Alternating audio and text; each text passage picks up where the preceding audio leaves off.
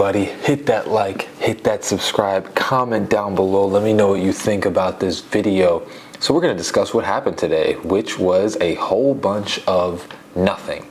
And what happened was the Dolphins at the trade deadline did not make a trade. They didn't do anything at this deadline. And I'm going to kind of break down why we didn't make a trade in the deadline.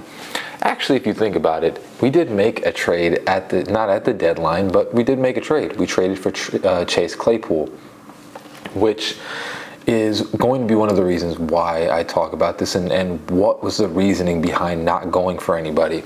Now, first off, obviously, everybody's a little worried about the offensive line, but we have to understand that in the next couple of games, probably maybe even next game, we're getting 2 offensive linemen back, so we can shift some things around, having Teron Armstead and Connor Williams back out there on the field. That is going to make a huge difference. Now, the reason that we didn't trade for anyone is, if you look at our roster, the only reason that we were having somewhat of the setbacks was because of injuries. Well, what is happening coming this bye week and afterwards? We're getting everybody back. So you have to think about it. People want to trade for running back. Devon Achane is coming back. Jeff Wilson is back, and we have Raheem Mostert and Salvon Ahmed. Set. Offensive line. Teron Armstead is coming back. Connor Williams is coming back. And you have Robert Hunt and Austin Jackson. Obviously, you have the left guard. It is what it is. Our offensive linemen are playing well for backups. Liam Eichenberg will not be the left guard. It will probably be, I don't know, maybe Robert Jones or some of the other people. Set. Wide receiver. Tyreek Hill, Jalen Waddle, Braxton Berrios, and Cedric Wilson, I guess you put in there as well. He's doing pretty well. We have plenty of wide receivers. Set. Now, tight ends. I'm going to add a surprising name onto that, which we can put him for wide receiver and tight end, but I think one of the things I don't know if this is 100% truthful, but the reason we didn't trade for a tight end, Durham Smythe is injured, obviously. Julian Hill is doing fine at what he needs to do.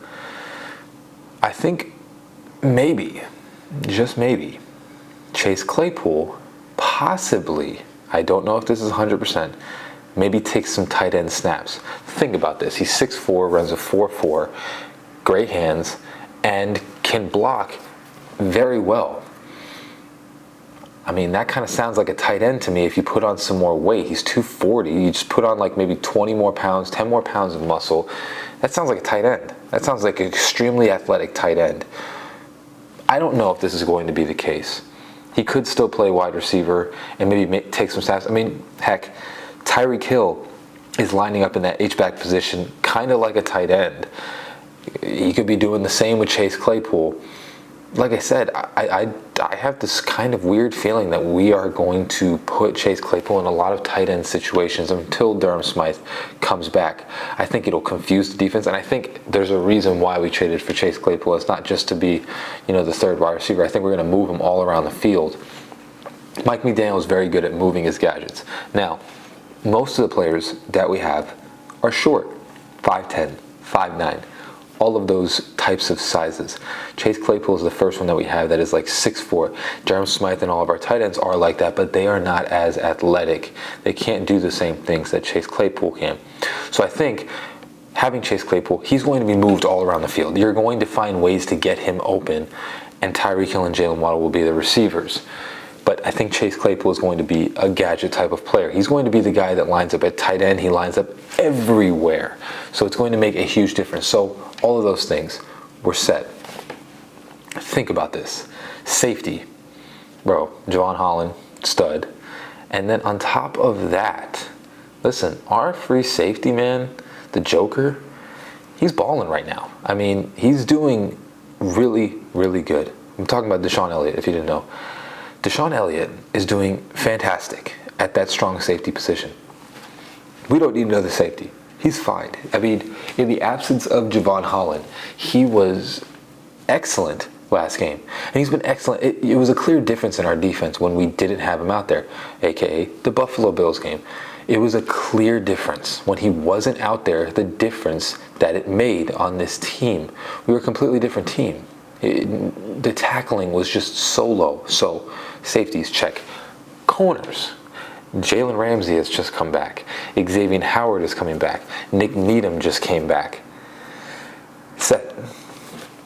Now, something that people were kind of speculative about, but linebacker. David Long, if you're looking at a lot of the games that he's been playing, the past two, has been playing significantly better football than he ever has this season. And that has to be credit to Vic Fangio, but Jerome Baker and David Long are playing significantly better. They're doing their roles much, much better, and it's doing some things for the defense. But especially David Long.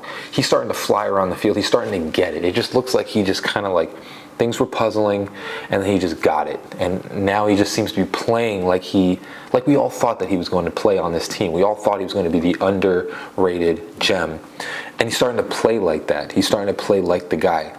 So, linebacker, I'll be honest with you, I think we're set. Defensive line. I mean, and outside linebacker, I'd consider that as well, because that's mostly pass rush. Jalen Phillips, Bradley Chubb is starting to come on. I don't care what anybody's saying anymore. Bradley Chubb is starting to become a factor in these games. He's got, I think, like 4 sacks at this point, 4 or 5. He's starting to become a factor, and Jalen Phillips is really, he's getting double teamed every game, and he's getting sacks. Outside linebacker is starting to look set. Christian Wilkins, Raekwon Davis, Zach Sealer. Our defensive line is set. They are playing fantastic. Now, this all has the broadened picture of the progression that the defense and the offense have made. We are progressing, and on top of that, a lot of the holes that we had were just injuries. We didn't have the players that we had gotten in the offseason. So again, I think the trade that we had was significant. I think I said in my last video that I'm not surprised if they don't trade for anybody. I do believe that what we did here is we're starting to see that all the players that we need, we already have on this team. Every player that we needed, we have on this team. We don't need to trade. And here's the thing. Again, I'm going to mention this, the same thing like I mentioned in the offseason, the beginning of the season. There is no 2-year window. This is like a Drew Brees, Peyton Manning. This is like a Tom Brady. This is like all of those coach and quarterback combinations. Tua and McDaniel are on the field. Patrick Mahomes and Andy Reid. If these two are on the field together, we have a shot at winning things. There's no window. So I think when people want to sit here and trade all of our first round picks to go and do this and that, dude, Patrick Mahomes, Andy Reid, they don't do that. And they're constantly getting to the Super Bowl. Why? Because coaching and playability. Tua and McDaniel, they are starting to become a very, very dangerous combination. We don't need to trade away all these draft picks to do these things. What we can do, especially how the league works, is that the rookie contracts are how you propel your team, because they're so much less expensive than these big time players, and you don't even know how these big time players are going to play. What you do is, right now our team seems to be set with everything that they have. Jalen Ramsey coming back changes the entire defense. Having the offensive lineman come back from injury changes the offense. I promise you, watch when we start playing these teams with a full offensive line, it's going to be completely different. Tua will have time to throw the ball. This is what we get from this, is that we have the team that we need, and we don't need to sell all these draft picks, because we can use those to build this team. Another thing, this goes into the whole Chris Grier thing, and we're going to give a little love to Chris Grier here. Everybody wants to sit there and say that Chris Grier, I don't know where this fathom of Chris Grier can't hit on draft picks comes from, because in the last 3 years, you have Jalen Phillips, Jalen Waddle, Tua Tagovailoa, Javon Holland. You have Kader Kohu. You have, who else? Jalen Phillips. You have Austin Jackson. Yeah, just like I said in the offseason, he's doing fantastic. You got Robert Hunt. You have, who else? Even Durham Smythe. Yeah, I think Christian Wilkins is one of his draft picks.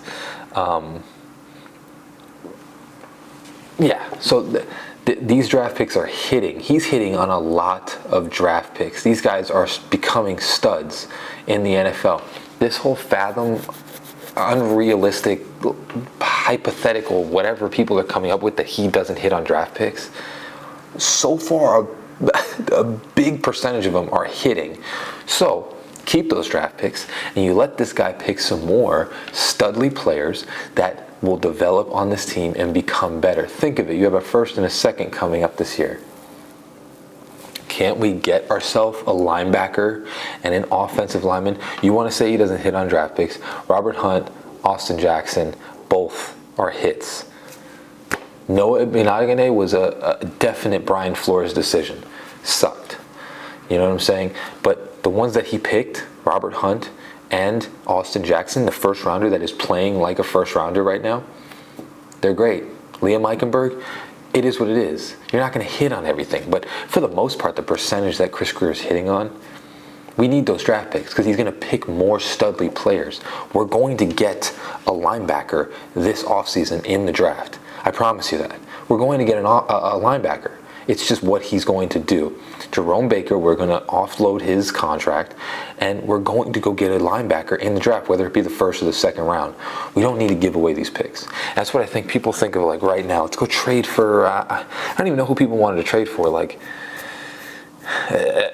Levante David or, David White. What if you get a David White with a first round pick instead of having to give multiple round picks, like a second and a first and all this stuff for David White or something like that? Why don't you just use that to go get another David White? If you hit on it, then who cares? Again, we are not in a 2-year window that people are saying.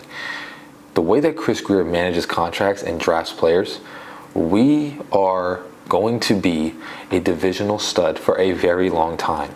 And people are scared to say that because we're just beginning.